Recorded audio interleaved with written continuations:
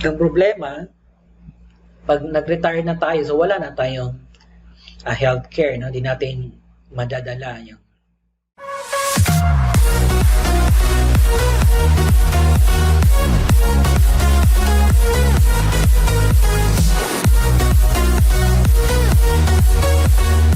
tungkol sa Kaiser 3-in-1 investment. Yung level 1 investment natin, ito yung recommended natin, no? Lalo na sa bagong member sa IMG.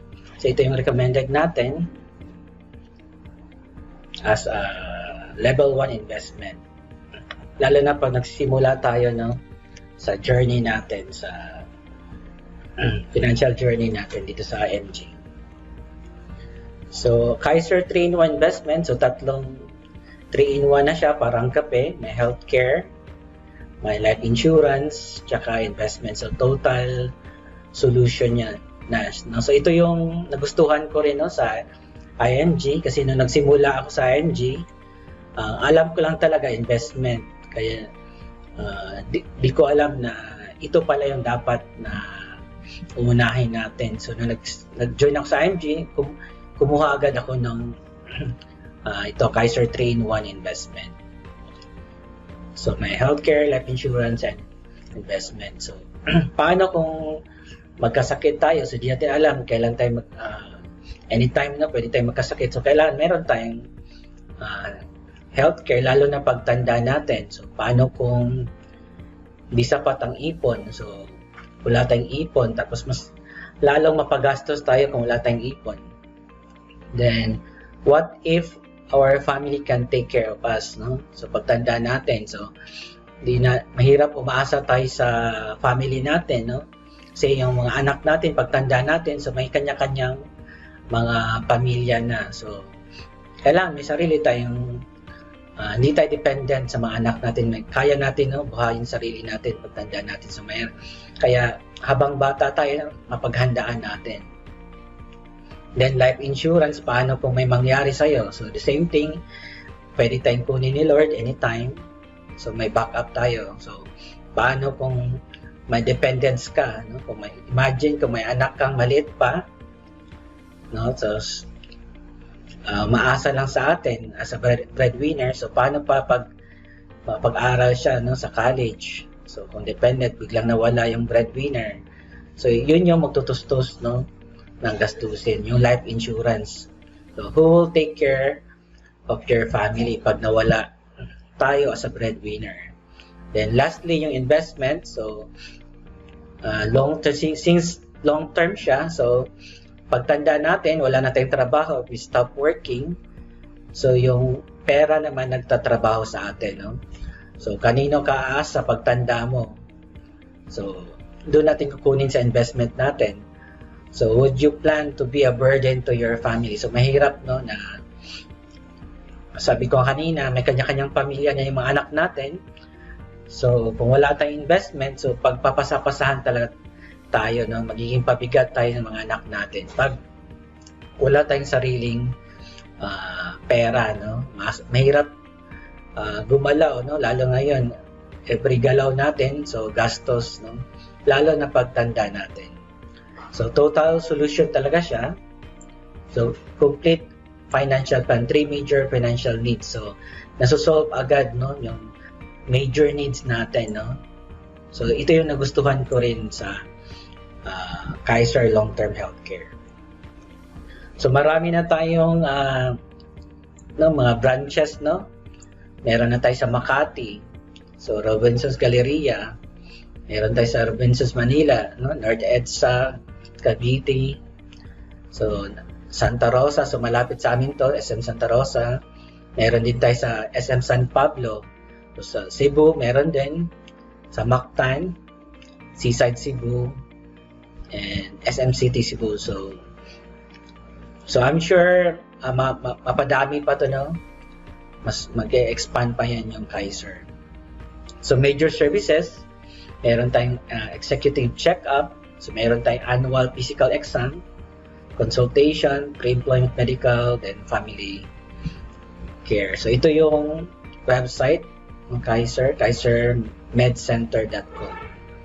So meron din silang page, Kaiser Med Official. So yung bagong natin, endorser, si Daniel Padilla. So sabi ni Daniel, nasa iyo na ang lahat. So yung website, kaiserhealthgroup.com. So kompleto na, So yung medical directors, si Dr. Lea Uy Yulo. So active siya, member sa PAMOC. So ano ba tong PAMOC? So Philippine Association of Health Maintenance and Organization companies, So active member siya dito sa group na to. So Kaiser Ultimate Health Builder. So 7 years lang tayo magbabayad. So ito yung tinatawag na accumulation period, So after fully paid na, dito na tayo, isa-isahin natin yan. So may accumulation period, may extended period, maturity, and long-term care period. Isa-isahin natin yan. So the first 7 years, yung accumulation period, dito tayo nagbabayad, So fixed lang yung binabayad natin for the 7 years. So ano bang meron sa 7 years for the first 7 years? So covered yung hospitalization or yung inpatient benefits, So meron tayong free annual physical exam. So every year pwede natin gamitin. So naalala ko doon nung employed pa ako, so every year meron kami nito sa Medicard, So may free dental benefits, then may 20-year life insurance, so covered ka na for 20 years, Then ang kagandahan niya is meron tayong waiver of installment due to death or disability. So pag may nangyari sa policyholder, for example, 2 years lang nabayaran, yung policy. So may nangyari sa policyholder, so automatic magiging na siya, ma-waive na yung balance, so fully paid na siya, then ma-transfer doon sa beneficiary niya, sa first beneficiary. So during the accumulation period, first 7 years, so ito APE basic 5. So ano ba yung basic 5? Meron tayong physical examination, chest x-ray. So naalala ko ito yung ginagawa ng annual during my sa previous job ko sa x-ray, routine fecalysis, meron tayong routine urinalysis, CBC, yung complete blood count. So ECG for 35 years, then pap smear naman sa female members above 35 years old or required. Then may dental benefits din tayo, unlimited dental check-ups, So malaking tulong na rin yan, So unlimited simple tooth extraction, so yung simple extraction lang. Then once a year free dental prophylaxis, So malaking bagay na rin yan kasi pag nagpapalinis tayo sa labas, so 500 or 1,000 siguro yung bayad. So dito, so may libre tayo, na papalinis ng ngipin. So the cementation of jacket, crowns, inlays, so minor adjustment of dentures. So dito naman sa extended period, yung 8 to 28th year, yung fully paid na tayo, sa policy natin. So 8 to 28 year, hintayin na natin yung maturity. So dito covered na yung hospitalization o yung inpatient benefits. So consultation, so pwede na. So yung maternity, yung mga pre-existing illness, dreaded diseases, so covered na siya. Mag-start siya sa 8 to 28th year. Then yung investment natin, so may benefits na nagko-compound na siya ng 10% compounding interest will be based on the plan type. So depende sa plan. Kung mas malaki yung plan na kinuha natin, so mas malaki din yung benefits na makuha natin. So, mas malaki yung 10% na magko-compound. So mas kung maliit lang yung kinuha natin, no? Kung maliit din yung depende sa plan na kinuha natin. So maturity na after 20 years. So finally na mature na yung natin policy. So sa akin kasi nung unang kinuha kong Kaiser, dati kasi 5 years lang, 5 years to pay. Then mature siya after 15 years. So sa akin magma-mature na siya this year, no? So sa November. So yun yung unang plan ko. So kumuha na rin ako ng pangalawang plan, yung bago na yung 7 years to pay na rin. Ito na is 20 years mag-mature. So makukuha ko na next ngayong November na this year. So pwede ko na siyang kunin as cash, no? Kasi may dalawa na yung policy ko eh. So pwede kong kunin or iwan ko yung 50%, no? So depende sa iyo. So kung di nagamit natin yung during accumulation period, so may bonus tayo. So pwedeng mabalik sa atin yung 70 to 85% of premium, no? Pag di natin ginamit during 7 years. So ito, for example, no? So kung 30 years old ka ngayon, kumuha ka ng annual plan na 30,000, no? So may term insurance siya na 225,000. So ang contract price niya, the total na binayad mo, no, for 7 years is 210,000. So after 20 years, ang value niya pag na-mature niya is 583,000. So kumita siya ng 373,000. So ang rate niya is 177%. So average niya is 8.8%, no? So for example naman, kinuha ka ng mas mataas na plan, 60,000 annual. So may 450,000 na term insurance. Then ang contract price is 420,000. So pag mature niya after 20 years, so at least may 1M ka, no, na value. So income mo is 680,000. Then again, 8.8%. So the higher the plan, so mas malaki yung income, no? So kung mas mataas yung kaya natin, no? So gusto mas malaking income, so piliin natin yung mas mataas na plano na kaya natin na bayaran, no, for 7 years, kasi kailangan ng commitment, no, sacrifice para maituloy natin yung payment for 7 years. Kasi dati na nag-start din ako na sacrifice din talaga, no, para iniipon ko talaga. Annual din kinuha ko dati, so annual, so iniipon ko talaga para mabuo ko yung payment ko na annual. So sacrifice muna kung ano yung yung lifestyle mo na ginagawa, so bawasan muna para maipon mo siya. Kasi pag di ka mag-sacrifice, so di ka talaga mapag-ipon, so di mo maituloy, no, di mo matuloy-tuloy yung 7 years. So nag-sacrifice din ako na for habang binabayad ko siya para matapos ko yung plan, no. Kasi masayang kasi pag di natin natapos, nagsimula tayo tapos di natin tatapusin. So sayang yung sinimula natin, ng effort na ginawa natin. So di natin pag di mo siya kasi tinapos, so parang tinapon lang mo lang yung pera. So para hindi masayang, kailangan tapusin natin yung plan, no.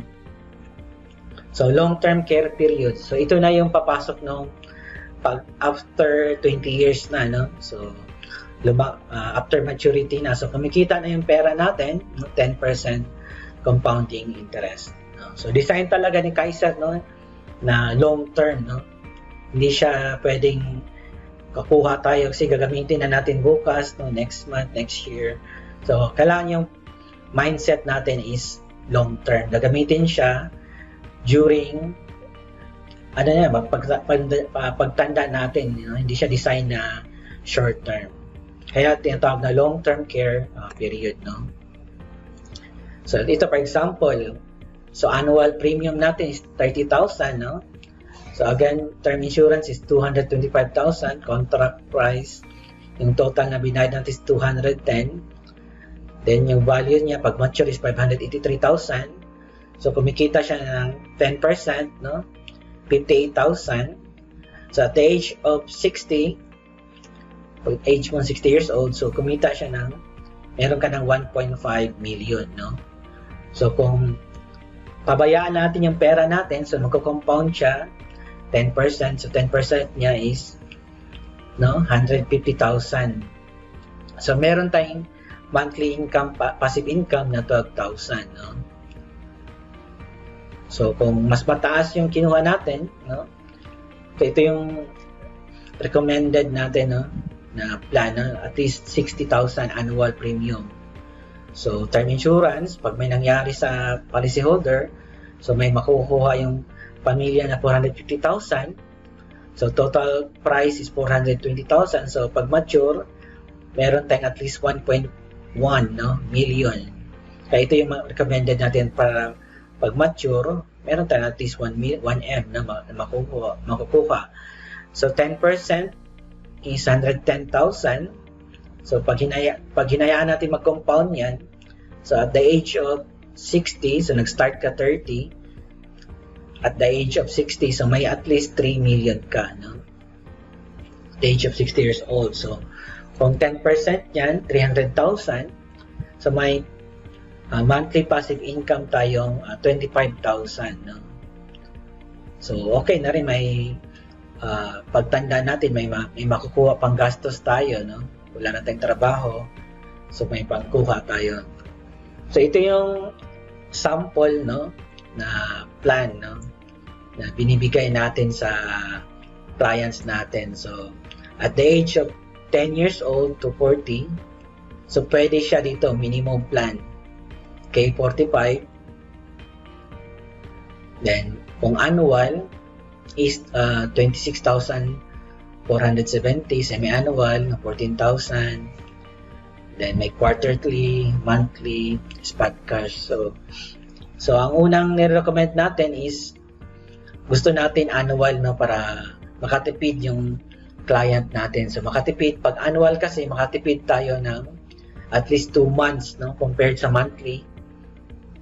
So, mas less hassle kasi pag annual, so once a year lang tayo nagbabayad compared sa monthly na every month, no, baka minsan makalimutan mo pa magbayad, so mag-lapse pa tayo. So, mas maganda annual, no, once a year lang, less hassle, as nakakatipid pa tayo, no? Sayang din yung 2 months. So, ako, nung nag-start ako, annual din kinuha ko kasi may savings na ako, na naglahanap lang ako ng pwede kong saan ko ilalagay, no, yung pera ko na mas mataas yung interest. So, nung may savings ako, nag-attend ako ng seminar sa ING Financial Coaching. So, nung naintindihan ko na maganda yung Kaiser, so nag-start agad ako. So, nilagay ko na yung savings ko doon. So, annual agad ako start, no.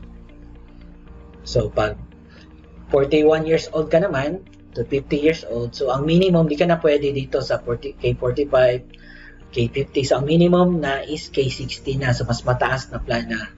So, annual is 35,000 na 223, no? So, kung gusto mo spot cash, no? Meron tayong spot cash. So, mas malaki yung matitipid natin pag spot cash. So, 221,520 pag spot cash. So, monthly naman. So, 3,529. So, yung iba, no? So, pwede naman monthly, no? So, kung hindi talaga kaya annual, so monthly ka mag-start. So, pwede ka naman mag-upgrade, no?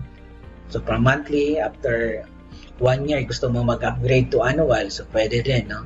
Para makatipid ka. So, gusto mo talaga mag-start na agad, so kulang yung pera natin, so kasya lang yung monthly, so pwede naman monthly. At least nakapag-start na tayo kaysa hintayin pa natin na ipunin, no? Kung wala tayong, konti pa lang yung naipon natin, so pwede as a start, so monthly muna. So, kung belong ka naman sa 51 to 60 years old, so late na natin nalaman, no? Late na natin nalaman yung Ultimate Kaiser Health Builder. So, 51 to 60 years old ka na, so di ka na pwede dito sa lower plan, no? Dito ka na, ang minimum na pwede is K75, no? So, annual, 44,116. Semi-annual 23,000, so quarterly 12,000, monthly 4,000, and spot cash 276. So ito yung nire-recommend natin, no, para pag nag-mature siya at least 1M, so K100. Ito rin yung kinuha ko nung kumuha ako ng una at pangalawa, so parehas K100. So unang kinuha ko annual, no, so 58,000. So spot cash 369. So nung pangalawang kuha ko na ng Kaiser, so nag-spot cash na kami ng mag-asawa. So nung ginawa namin yung business, no, sa IMG, so naipon namin yung income namin, so yung iba nilagay namin dito. So kumuha kami, tag-isa kami ng spot cash ng K100. So kung kaya mo mas mataas, no, kay 175, kay 200, so mas maganda, mas malaki yung benefits, mas malaki yung kikitain, ng 10% na magko-compound, mas malaki, no. So annual 117,000, no, 643. So yung iba tayo kukuha mas mataas pa dito, no, may K500. So yung iba kukuha talaga kung may pera sila, so capable naman sila na magbayad, so mas mataas na plan na kukunin nila, no. So mayroon tayo din yan, may K1 million pa, no, na plan.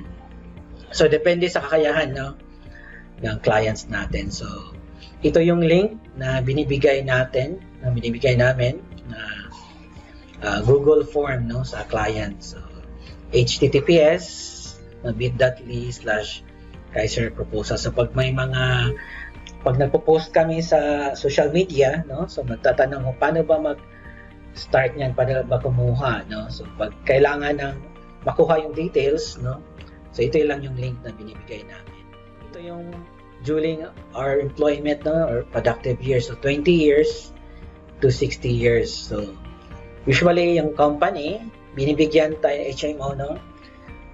So yung dati kong company, yung short term namin is Medicare, no.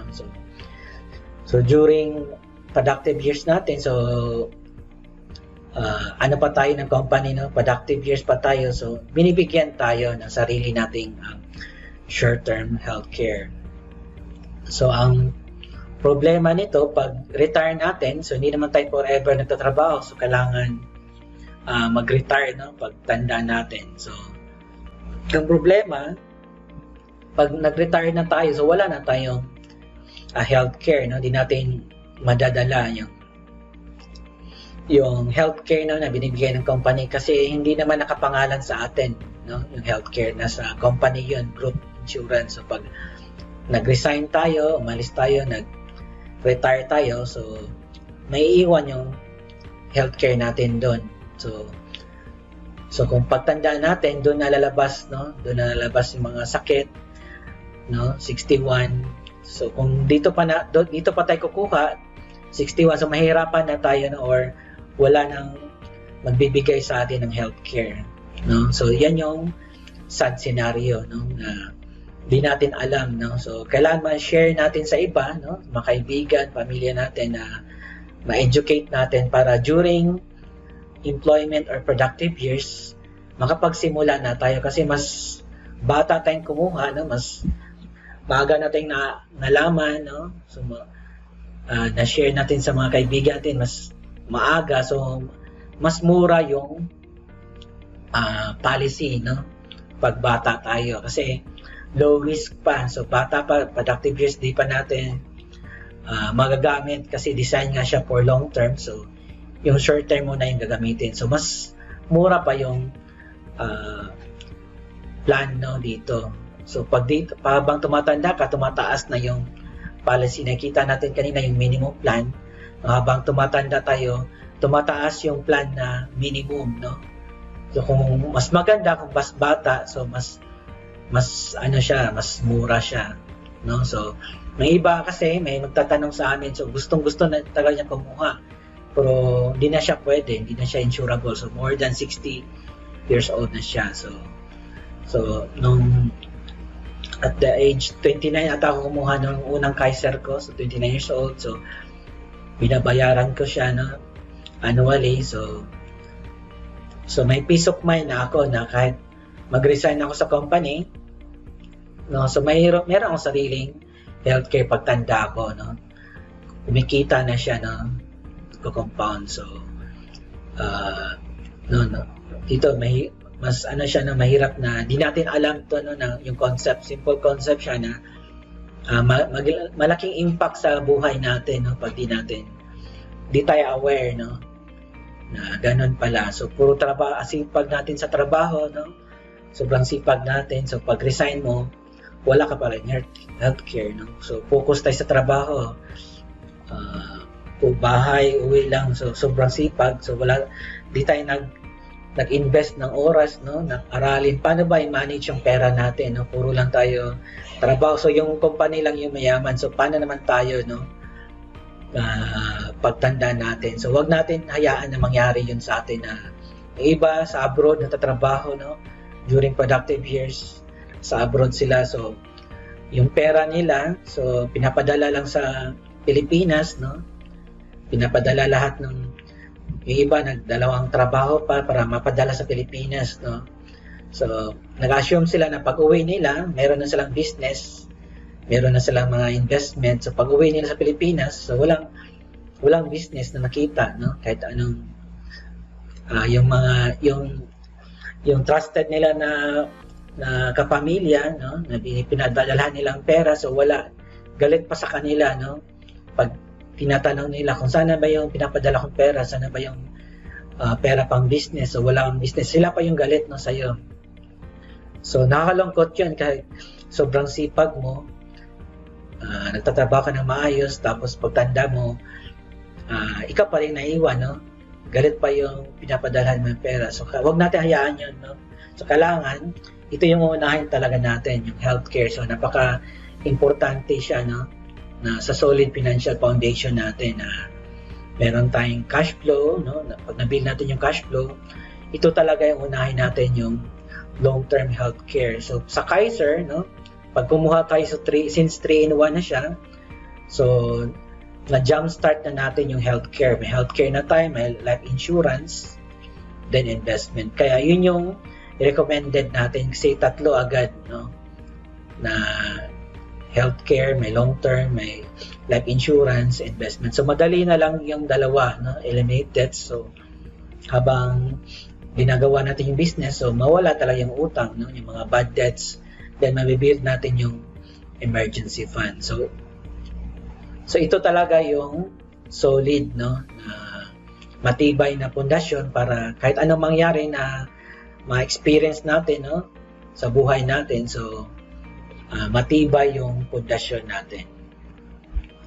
So sabi ni Jackman, buying insurance cannot change your life, but it prevents your lifestyle, no, from being changed. So an illness can wipe up an entire family savings that they have saved for decades by medical bills, no. So kahit gaano kalaki yung savings natin, no, ilang taon, ilang dekada natin inipon, so pwedeng mawala yan, no, sa isang sakit lang, pwedeng mawala. Sayang yung inipon natin na ilang years, so isang sakit lang mawala yan, no. So through insurance, no, long-term healthcare, so pwedeng malaking tulong yan sa pamilya, no.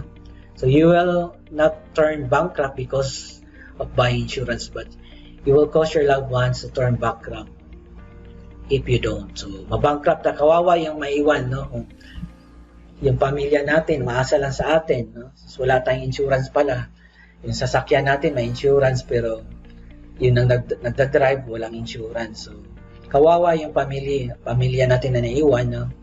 Mabankrupt talaga, mabago yung kung ano yung lifestyle nila ngayon. So kung biglang nagkasakit yan, breadwinner, so ano talaga, biglang bagsak, no, mabago yung ma-downgrade yung lifestyle, no. So pag mayroon tayong napaghandaan natin, no, paghandaan natin ko anytime pwedeng may mangyari sa breadwinner, so at least may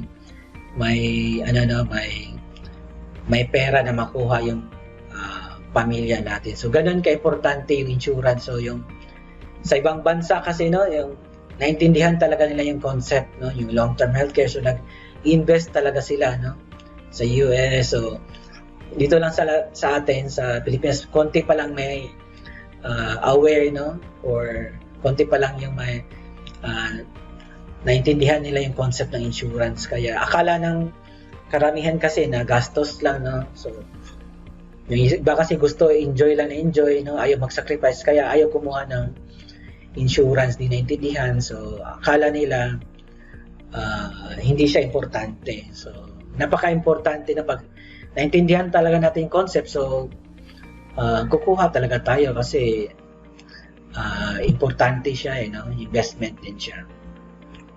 So, yun lang. So, ito yung website namin na mag-asawa. So, www.1millionclub.com. So, pwede nyo akong ma-email, no? Ito yung email ko, jihad.capistrano@gmail.com. So, ito yung number ko, 0927-421-873.